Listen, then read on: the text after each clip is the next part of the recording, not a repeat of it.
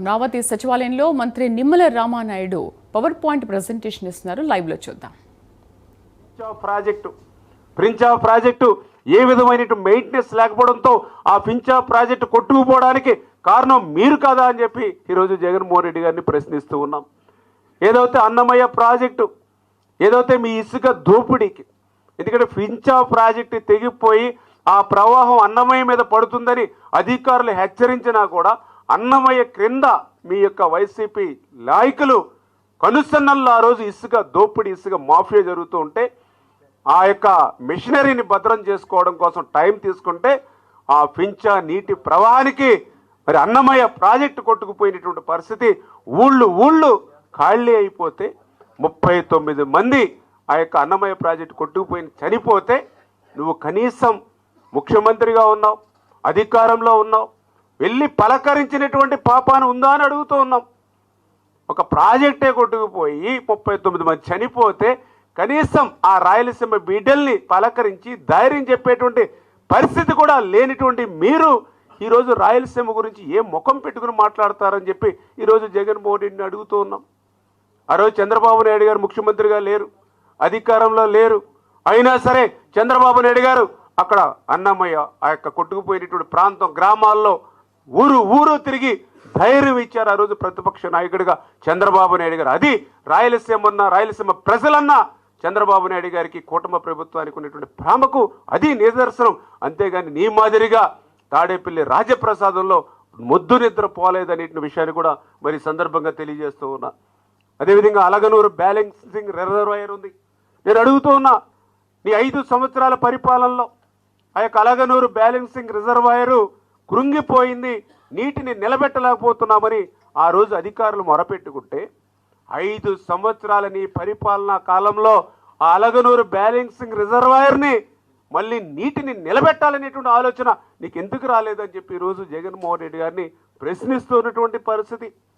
మళ్ళీ ఈరోజు కూటమి ప్రభుత్వం వచ్చిన తర్వాత మళ్ళీ ఈ యొక్క అలగనూరు బ్యాలెన్సింగ్ రిజర్వాయర్కి మళ్ళీ ఈరోజు మేము మళ్ళీ దానికి ఎస్టిమేషన్ వేసి ఈరోజు శాంక్షన్ ఇచ్చేటువంటి ప్రక్రియకు ఈరోజు కూటమి ప్రభుత్వం శ్రీకారం చుట్టింది.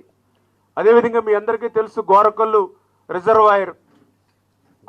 రిజర్వాయర్ అంటే ఈవేళ గాలేరు నగరికి జిఎన్ఎస్ఎస్కి ఆయువు పట్టు గోరకల్లులో నీటిని రిజర్వ్ చేయగలిగితేనే అవుకుకి నీరు పోతుంది, అవుకుకి నీరు పోతేనే గండికోటకి నీరు పోతుంది, గండికోట నీరు పోతేనే చిత్రావతికి నీరు పోతుంది, పైడివాలిపానికి నీళ్ళు పోతుంది.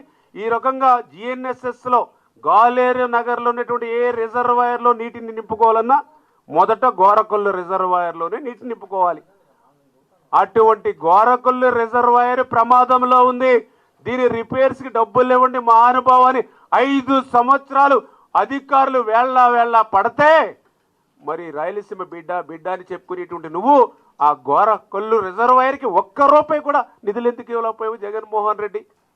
ఈవేళ నీ కడప జిల్లాకి నీరు పోవాలన్నా, ఆఖరికి నీ పులివెందుల నియోజకవర్గం చిత్రావతి బ్యాలెన్సింగ్ రిజర్వాయర్కి నీరు పోవాలన్నా అది గోరకల్లులో నీళ్లుంటేనే వస్తాయి. అటువంటి గోరకల్లు కూడా 1 రూపాయి ఇవ్వనటువంటి మీరా ఈరోజు రాయలసీమ గురించి మాట్లాడడం. ఈరోజు చంద్రబాబు నాయుడు గారు కూటమి ప్రభుత్వం వచ్చిన తర్వాత మొన్న 58 కోట్ల రూపాయలు ఇచ్చి ఈరోజు టెండర్లు పిలిచి పనులు చేస్తా ఉన్నాం. ఇవాళ ఆ గోరకల్లు రిజర్వాయర్కి ఒక అవుకు రిజర్వాయర్ ఉంది, దానికి కూడా 5 సంవత్సరాలు పట్టించుకునేటువంటి పాపాన పోల. మళ్ళీ అవుకు రిజర్వాయర్ బండ కృంగిపోతే మళ్ళీ ఈరోజు మేము ఆ అవుకు రిజర్వాయర్ని రిపేర్ చేస్తూ ఉన్నాం. ఇట్లా అడుగడుగునా కూడా రాయలసీమకు సంబంధించినటువంటి ఏ ప్రాజెక్ట్ అయినా సరే, ఏ రిజర్వాయర్ అయినా సరే 5 సంవత్సరాల వాళ్ళ పాలనలో మరి పాలన పాపం ఫలితం మనందరం కూడా చూసాం. కానీ ఈరోజు కూటమి ప్రభుత్వం అధికారంలోకి వచ్చాక మరి వీటినన్నింటినీ కూడా మళ్ళీ సరిచేసుకుంటూ వెళ్తూ ఉన్నాం. ఇటువంటి కూటమి ప్రభుత్వం మీద, ఇటువంటి రాయలసీమ అభివృద్ధి మీద పనిచేసేటువంటి ఈ ప్రభుత్వం మీద విషం చిమ్మేటువంటి కార్యక్రమాన్ని ప్రజలందరూ కూడా ఏసడించుకుంటున్నారనే విషయాన్ని కూడా ఈరోజు జగన్మోహన్ రెడ్డి గారికి కూడా తెలియజేసుకుంటూ ఉన్నా. అదేవిధంగా మీ అందరికీ తెలుసు, ఏదైతే రాయలసీమకు సంబంధించినటువంటి ప్రాజెక్టుల భద్రత విషయంలో కూడా మీకు తెలుసు, తుంగభద్ర ప్రాజెక్టు ఈవేళ రాయలసీమకు అత్యంత వెనకబడినటువంటి అనంతపూర్ కానీ కర్నూలు కానీ ఈ జిల్లాలకి సాగునీరు త్రాగునీరు అందించడంలో తుంగభద్ర ప్రాధాన్యత అంటే మీ అందరికీ తెలుసు. 5 సంవత్సరాల వైఎస్ఆర్సీపీ పాలనలో కనీసం మెయింటెనెన్స్ అంటే గ్రీజ్ పెట్టి మెయింటెనెన్స్ చేసేటువంటి పరిస్థితులు కూడా ఏ ప్రాజెక్టుకి లేదు. అందులో తుంగభద్ర కూడా ఆ రోజు మరి 19వ మరి గేటు ఆ రోజు కొట్టుకునిపోతే అర్ధరాత్రి సమయంలో సైతం చంద్రబాబు నాయుడు గారు ఆ రోజు గేట్ల నిపుణుడు కన్నం నాయుడు గారితో కూడా మాట్లాడి వెంటనే ఆయన్ని పంపించి కర్ణాటక ప్రభుత్వం కూడా చేతులెత్తేసి సెకండ్ క్రాపు అవకాశం లేదని సాక్షాత్తు అక్కడి ప్రతినిధులే ప్రకటించినటువంటి పరిస్థితుల్లో ఫస్ట్ టైం హిస్టరీలో ఫస్ట్ టైం వాటర్ ఫ్లో ఉండగా వాటర్ ఫ్లోలో ఆ యొక్క కొట్టుకుపోయినటువంటి గేటు స్థానంలో సాఫ్ట్ గేటు ఏదైతే అక్కడ గేట్ని కూడా వెంటనే మరి కొత్త స్టాప్ లాక్ గేట్ని 5 రోజుల్లో అక్కడ అమర్చారు.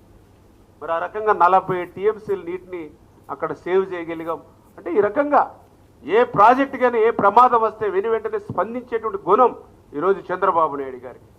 అందులో ముఖ్యంగా మీ అందరికీ తెలుసు మరి ఇక తుంగభద్రనే కాదు శ్రీశైలం ప్రాజెక్టు అంటే ఈవేళ రాయలసీమకే కాదు ఆంధ్రప్రదేశ్ కూడా ఒక గుండెకాయ లాంటి ప్రాజెక్టు. అటువంటి శ్రీశైలం ప్రాజెక్టుగా మరి ప్లంజ్ పూల్కి ఎఫ్రాన్కి ప్రమాదం ఏర్పడిందని చెప్తే 5 సంవత్సరాల్లో ఎప్పుడైనా సరే చిల్లి గవ్వ ఇవ్వడం కానీ దాన్ని వంక చూడడం కానీ చూసారా జగన్మోహన్ రెడ్డి గారు? మరి ఈరోజు మన ప్రభుత్వం వచ్చిన తర్వాత 203 కోట్ల రూపాయలు ఈవేళ శ్రీశైలం యొక్క ప్లంజ్ పూల్ కానీ ఎఫ్రాన్ కానీ మరామతులకు కానీ, అదేవిధంగా గోరకల్కి ఇప్పుడే చెప్పాం 55.50 కోట్లు, అవుకుకి 4.5 కోట్లు, అదేవిధంగా అలగనూరుకి 36 కోట్లు. ఇట్లా ఏదైతే నీ హయాంలో నిర్లక్ష్యం చేసినటువంటి ప్రాజెక్టులన్నింటినీ కూడా మళ్ళీ ఈరోజు భద్రత మరి ఈవేళ ముందుకు తీసుకెళ్తూ ఉన్నటువంటి పరిస్థితి అని చెప్పి తెలియజేసుకుంటూ అందులో భాగంగా తుంగభద్ర కూడా 54.42 కోట్ల రూపాయలు. అంటే ఇట్లా రాయలసీమకి అత్యంత అవసర ప్రాధాన్యత ప్రతి ప్రాజెక్టుని ప్రతి రిజర్వాయర్ని కూడా ఈ తెలుగుదేశం జనసేన బీజేపీ కూటమి ప్రభుత్వం కాపాడుకుంటుందనే విషయాన్ని మీ ద్వారా ఈ సందర్భంగా తెలియజేసుకుంటూ మరి అదేవిధంగా నిన్న మొన్న ఈ 2-3 రోజుల నుంచి ఏదైతే ఈ యొక్క వైసీపీ అసత్య ప్రచారం ఏదైతే ఉందో దాన్ని కూడా ఒక్కసారి మరి మేధావులు కానీ అదేవిధంగా సాగునీటి సంఘ నిపుణులు కానీ అదేవిధంగా పాత్రికేయ పెద్దలు కానీ అందరూ కూడా పరిశీలించవలసింది ఒకసారి కోరుతూ ఉన్నాం.